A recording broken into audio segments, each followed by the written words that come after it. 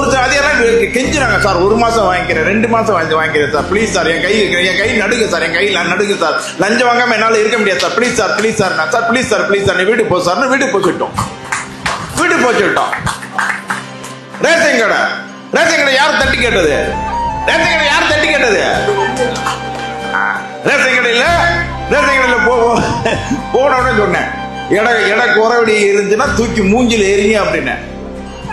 தூக்கி மூஞ்சில நிறுத்தி பார்க்கணும், திரும்ப நிறுத்தி பார்க்கணும். நீங்க வாட்டா அவங்க போடுறாங்கன்னு வாங்கிட்டு வந்துடக்கூடாது.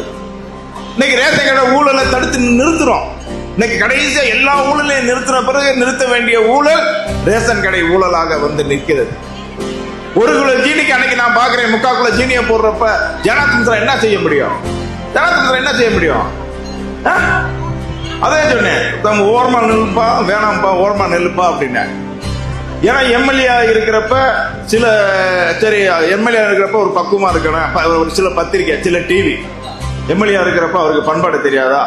ரேஷன் கடையில குறைச்சு போட்டாலும், ஐயா சாமி குறைச்சு போடாதீங்க சாமி அப்படின்னு அவர் சொல்லிட்டு வரணும். அப்படியாடா சொல்லிட்டு நானே அப்படி வந்தவே இல்லையாடா, அப்படி பிறந்தவே இல்லையாடா ஜெகநாதன்?